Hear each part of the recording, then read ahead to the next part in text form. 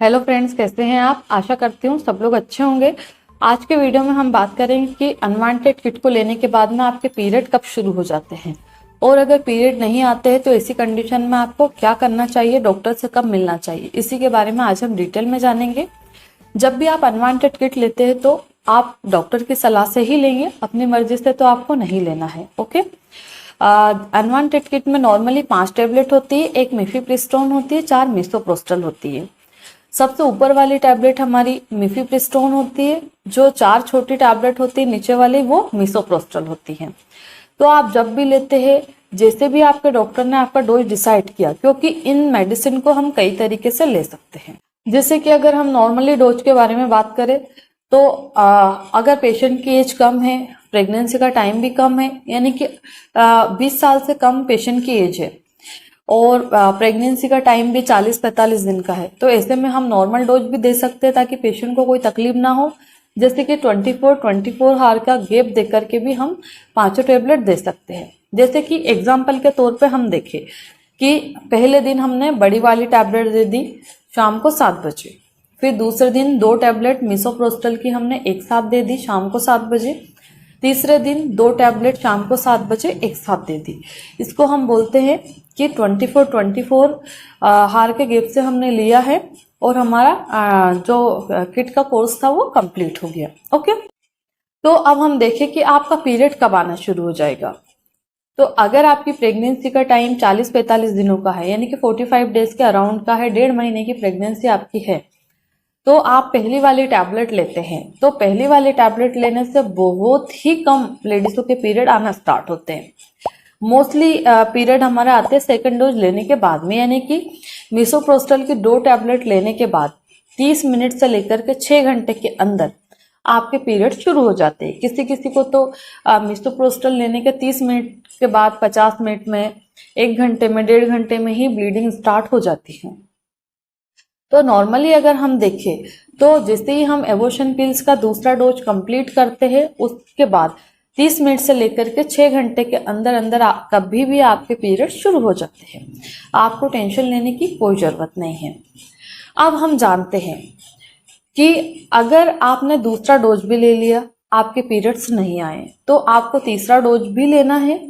और अगर आपने दूसरा डोज ले लिया और 30 मिनट के बाद में आपके पीरियड्स कभी भी आ गए, तो ऐसी कंडीशन में लोगों के मन में एक सवाल और होता है कि मैडम हम तीसरा डोज ले के नहीं, क्योंकि हमें तो अच्छी ब्लीडिंग हो रही, फ्लो भी अच्छा आ रहा, ब्लड के क्लॉट्स भी आ रहे, तो आपको तीसरा डोज भी लेना है, उसको नहीं छोड़ना है।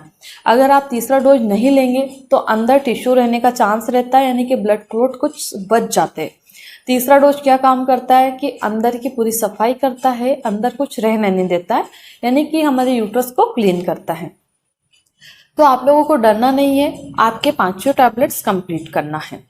अब हम देखते हैं कि आपने 5 टैबलेट कंप्लीट कर दी, यानी कि पहले दिन का डोज भी ले लिया, दूसरे दिन का, तीसरे दिन का भी ले लिया, अभी आपके पीरियड शुरू नहीं हो रहे हैं, तो इसी कंडीशन में आपको क्या करना है। तो हमने जो अनवांटेड किट खाई है उस किट का हमारी बॉडी पे 1 वीक तक असर रहता है, यानी कि एक बार हम इन 5 टैबलेट को खाते हैं तो कम से कम 1 हफ्ते तक हमारी बॉडी पे असर रहता है। तो अगर आपका पीरियड दूसरे दिन नहीं आया, तीसरे दिन नहीं आया, तो इसका मतलब ये नहीं है कि अब नहीं आएगा। 1 वीक के अंदर कभी भी आपको ब्लीडिंग स्टार्ट हो सकती है, यानी कि टैबलेट खत्म होने के बाद भी दूसरे दिन, तीसरे दिन, चौथे दिन, 5वें दिन तक चांस रहता है कि आपके पीरियड शुरू हो जाए। मान लो अगर आपने मेडिसिन खत्म हो गई, 3 दिन का डोज कंप्लीट कर लिया, उसके बाद भी 2 दिन आपने इंतजार कर लिया, फिर भी आपके पीरियड नहीं आ रहे, तो ऐसे में आपको डॉक्टर से सलाह लेनी चाहिए। अगर आप डॉक्टर के पास नहीं जा पाते तो हमारी भी ऑनलाइन अपॉइंटमेंट बुक करके आप हमसे भी बात कर सकते हैं।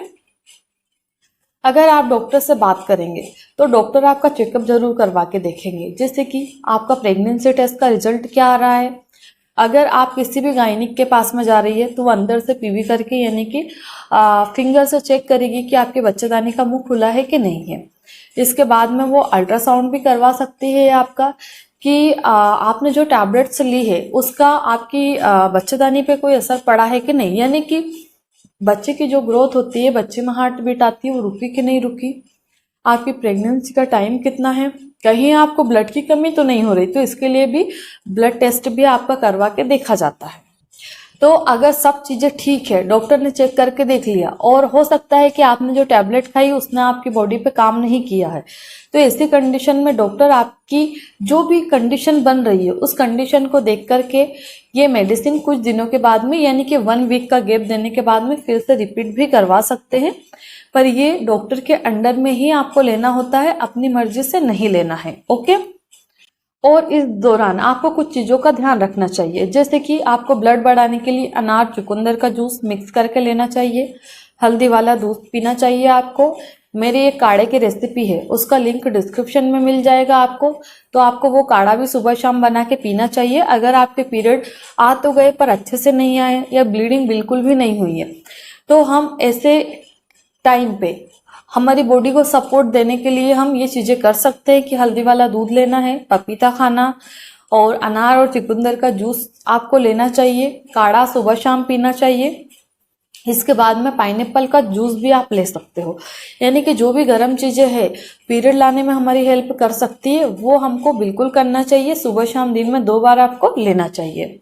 और अगर फिर भी आपके पीरियड नहीं आते तो आपको डॉक्टर से मिलना चाहिए। डॉक्टर जो भी एडवाइस आपको दे वो आपको मानना चाहिए।